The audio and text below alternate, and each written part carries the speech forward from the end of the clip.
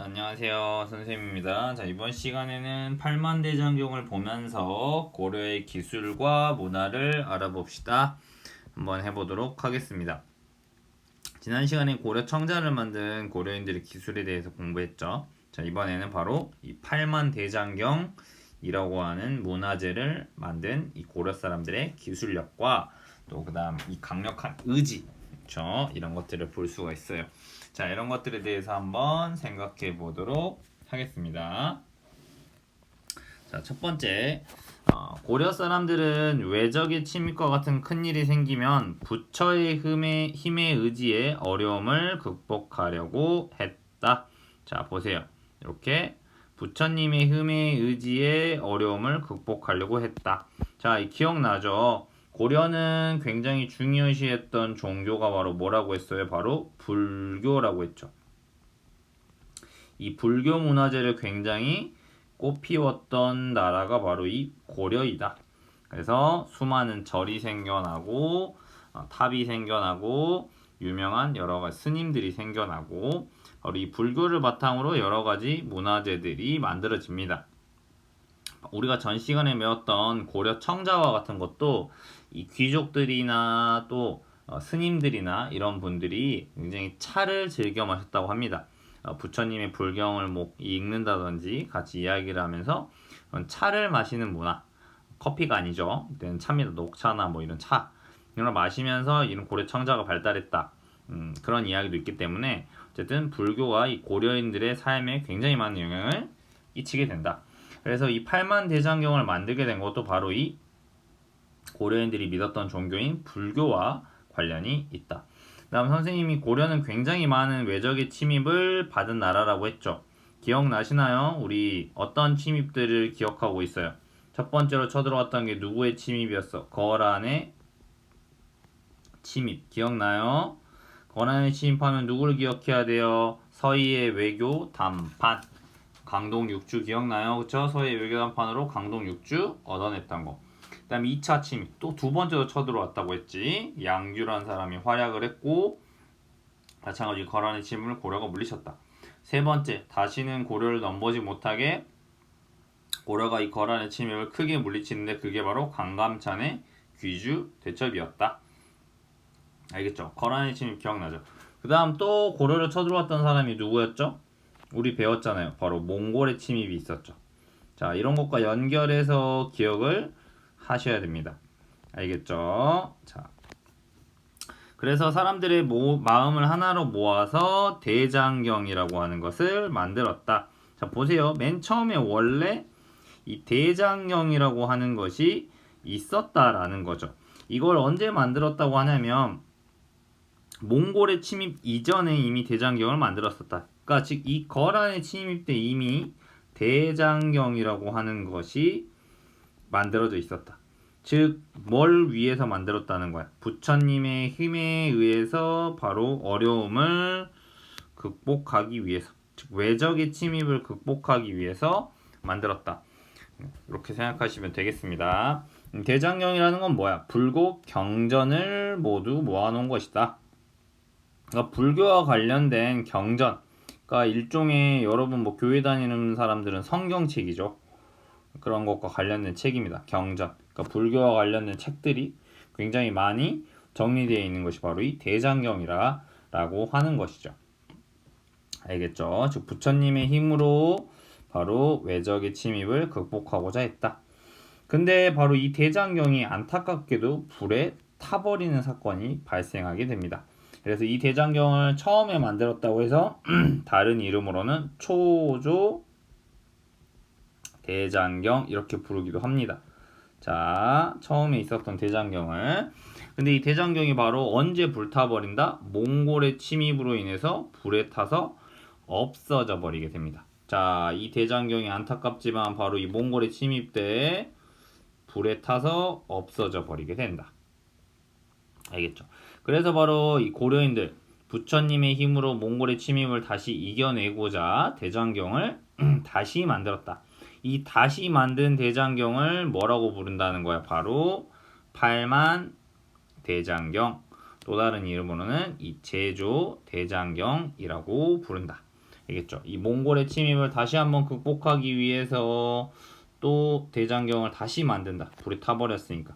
그래서 바로 이때 만들어졌다 해서 팔만 대장경. 그 다음 또 다시 만들었다고 해서 이번엔 제조 대장경이라고 부른다. 알겠죠? 이렇게 부른다는 거죠. 팔만대장경을 만들 때는 자 보세요. 첫 번째 당연히 원래 있었던 거. 선생님 근데 불타버렸는데 어떻게 얘를 바탕으로 해서 만들어요? 잘 들어. 대장경이라고 하는 것은 출력된 책이잖아. 보세요. 자 밑에 보세요.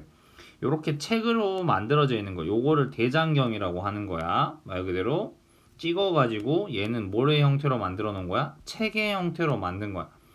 그러면 얘들아 이걸 책으로 만들려면 뭐가 있어야 되겠어? 판이 있어야 될 거 아니야. 찍어내는 판이 있어야 되겠지. 바로 이 목판이 뭐냐면 이 목판에 바로 여기 있는 대장경 판이라고 하는 거야. 판. 이 판으로 책을 만드는 거지. 즉 찍어내서 여러 부를 만들게 되는 것이죠. 알겠나요? 그러니까 인쇄본보다 중요한 건 이 판이지. 판이 보관돼 있으면 책을 계속 찍어낼 수 있잖아. 그치? 그러니까 마찬가지로 초조대장경, 즉 대장경은 불타버렸지만 뽑아져 있던, 그러니까 출력돼 있던 이 책이 있었던 것이. 그러니까 이 책의 내용을 바탕으로 해서 만들고요. 그 다음에 당연히 다시 만드니까 여기다가 추가적인 걸 넣었다는 거지. 송이나 거란에서 들여온 대장경과 비교해서 만들었다. 즉 이때 굉장히 뭘 알 수 있어요?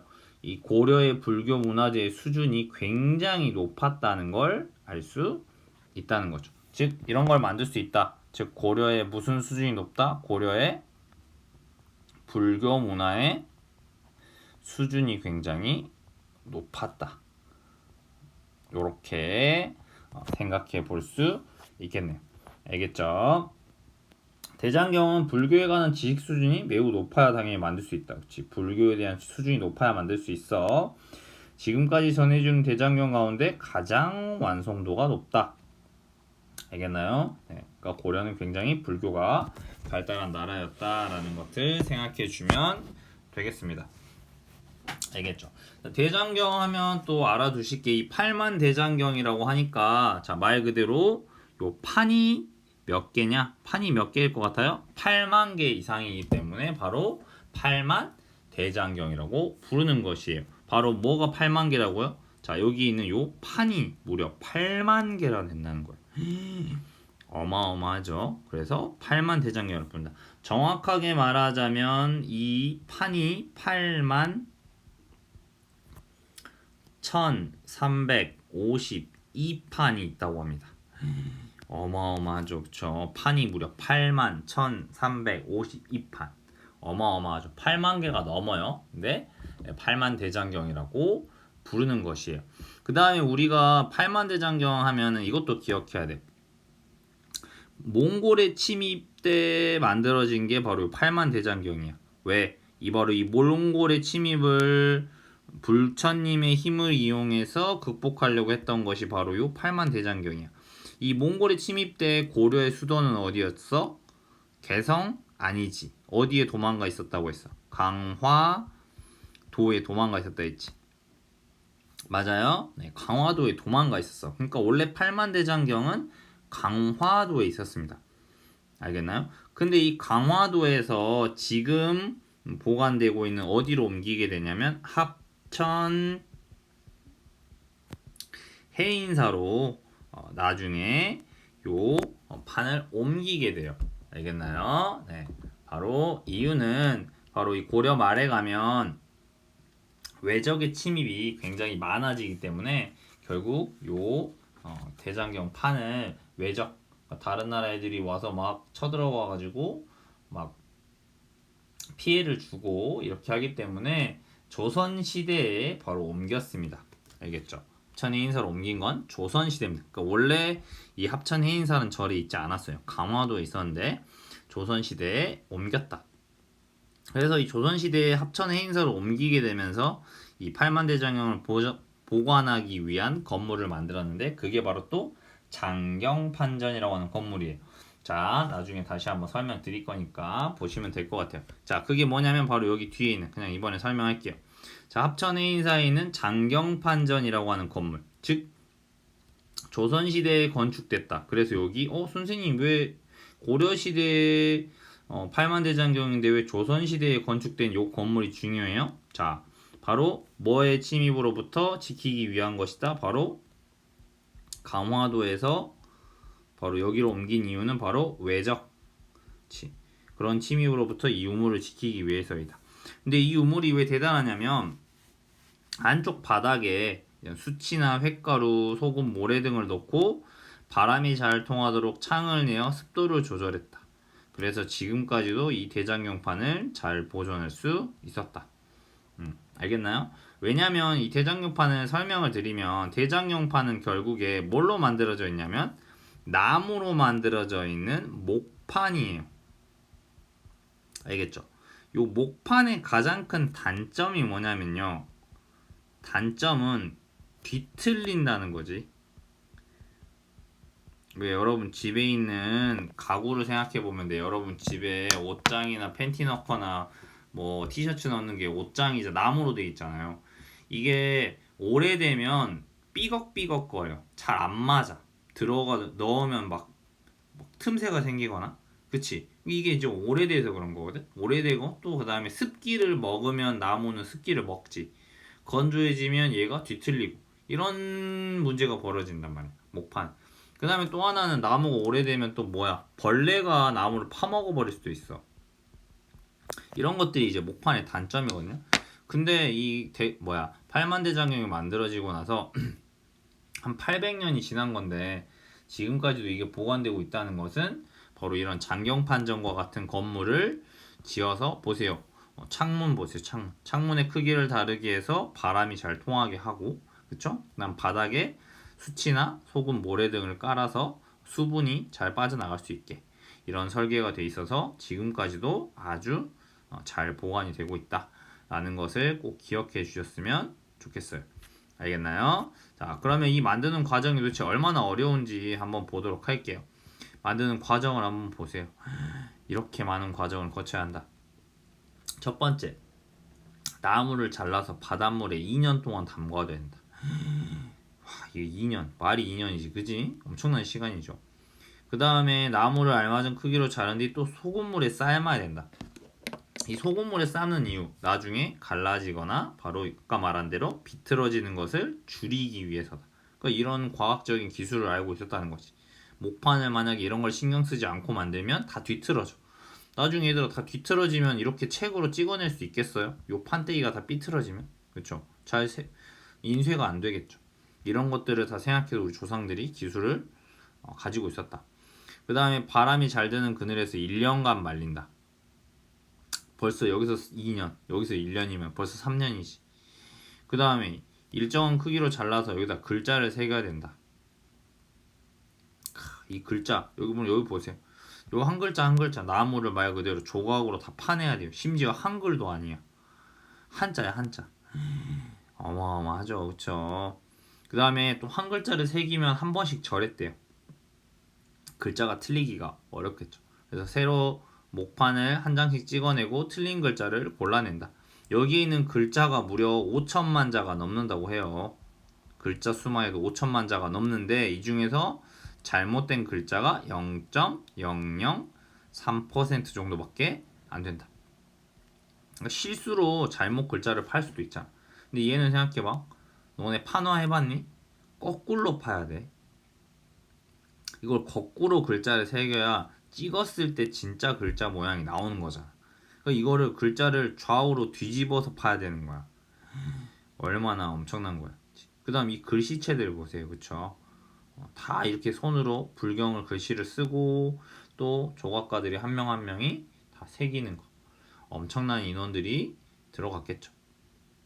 마지막에 귀퉁이를 구리판으로 마감하고 오칠해서 보관한다. 그러니까 어마어마한 사람들이 참여한 과정이었다라는 거죠. 그래서 이 팔만대장경을 쌓으면 이 팔만대장경판을 세로로 쌓으면요, 만약에 세로로 쭉 쌓으면 이게 무려 3250m. 즉 백두산보다 더 커진다고, 백두산 높이보다도 더 높아진다고 합니다. 그러니까 그 양이 정말 어마어마하죠. 그렇죠?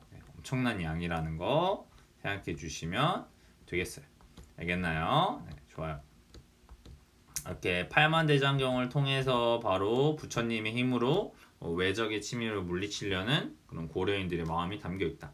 그 다음에 불교의 기술이 굉장히 뛰어났다. 불교에 대한 이해 수준이 굉장히 높았기 때문에 이런 팔만대장경을 만들 수 있었다. 그 다음에 또 하나 중요한 거, 바로 이 고려인들이 이렇게 인쇄술, 나무로 새기는 걸 목판이라고 하는데요. 이 목판에 대한 굉장히 뛰어난 기술력을 가지고 있었다. 이렇게 생각을 해주시면 되겠어요. 마지막 보겠습니다. 팔만대장경은 10여 년간 목판 무려 8만 장에다가, 그쵸? 엄청나죠? 8만 장의 불경을 새긴 것이다. 양쪽으로 새겼기 때문에 8만 장이지만 양면입니다. 그쵸? 글자가 고르고 틀린 글자도 거의 없다. 아까 선생님이 이야기했죠. 이 사실에서 제일 중요한 거, 고려인들은 바로 뛰어난, 바로 뭘 가지고 있다? 목판 제조술. 그러니까 이 목판을 만드는 거. 그 다음에 이 목판을 새기는 조각술. 그 다음에 이걸 책으로 만들어낸 인쇄술 등이 매우 뛰어났음을 알 수 있다. 자, 요거가 이번 시간의 핵심이에요. 알겠나요? 그래서 팔만대장경은 현재 유네스코 세계 기록유산으로 등재되어 있다. 마찬가지로 세계 기록유산은 유네스코가 세계의 귀중한 기록물을 보존하고 활용하고자 선정한 문화유산이다. 그 다음에 이를 보관하는 이 장경판전도 중요해. 바로 유네스코 세계유산으로 등재되어 있다. 근데 장경판전은 잘 기억하셔야 돼. 조선시대에 만들어진 건물이야. 이 대장경판을, 팔만대장경을 보관하기 위한 건물이다. 근데 굉장히 과학적으로 설계되어 있어서 이 팔만대장경이 몇백 년 동안 뒤틀리거나 망가지지 않고 보관될 수 있도록 바로 설계되어 있는 그런 건물이다 라고 생각해 주시면 되겠어요. 알겠나요? 네, 좋습니다. 자, 이렇게 배워봤고요. 자, 마지막, 고려 사람들은 어떤 마음으로 팔만대장경을 만들었을까요? 라는 거죠. 맞아요. 네. 어떤 마음으로 만들었겠어? 아까 누구의 침입 때 만들었다고 했어요? 첫 번째로는 몽골의 침입 때 만들었다고 했죠? 그렇죠? 그러니까 바로 어떤 거겠어요? 몽골군이 빨리 물러나기를 바라는 마음이었겠죠.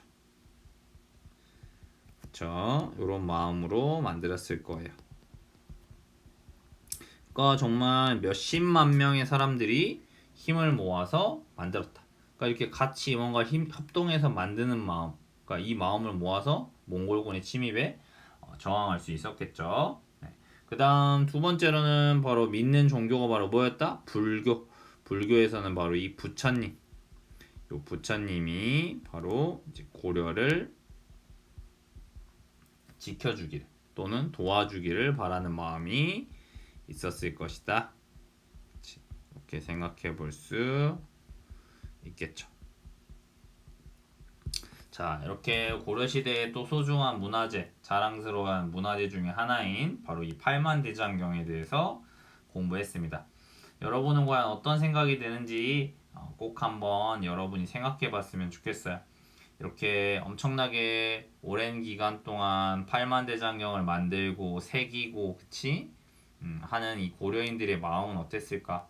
라는 걸 생각해 보면서 마찬가지로 여기 빈 공간에 여러분만의 생각, 이번 시간을 마친 나의 생각, 그런 느낌, 이런 것들을 남겨보는 것도 굉장히 좋을 것 같아요. 특히 이 대장경판이라든지 팔만대장경판이나 이 장경판전은 나무로 만들어져 있잖아요. 그래서 굉장히 위기를 많이 겪어요. 제일 위험한 건 뭐겠어요? 불 타는 거겠죠. 불이 나버릴 수 있잖아요. 불이 나버리면 이게 다 타버리는 거잖아. 근데도 이 몇백 년의 시간을 버틸 수 있었다라는 것은 정말 운도 좋아야 되고 또 이걸 지키기 위한 수많은 사람들의 노력이 필요했겠죠. 그 다음 또 이런 고려인들이 여기다 불경을 새겨놓았던 것처럼 부처님의 도움이 있었는지도 모르죠. 그쵸? 그런 것들. 또 그 다음에 결정적인 건 6.25 전쟁 때 또 파괴될 뻔해요. 우리나라가 북한과 남한으로 전쟁하고 있었잖아요. 그래서 북한군이 이 해인사 주변에 쳐들어온 적이 있어서 우리나라 군과 미군이 같이 전쟁을 한 적이 있었는데 바로 이 해인사 이 장경판전 건물을 폭격하라는 명령이 내려왔는데 어느 군인이 우리의 소중한 문화재를 지키기 위해서 폭격 명령을 거부하게 되면서 다행히 또 이 문화재가 살아남을 수 있었던 거죠. 그러니까 그런 수많은 이야기들을 가지고 있으면서 여전히 우리나라 사람들 마음속에 남아있는 이런 소중한 문화재가 바로 이 팔만 대장경이라고 하는 것이에요. 알겠죠? 그렇기 때문에 여러분이 이번 시간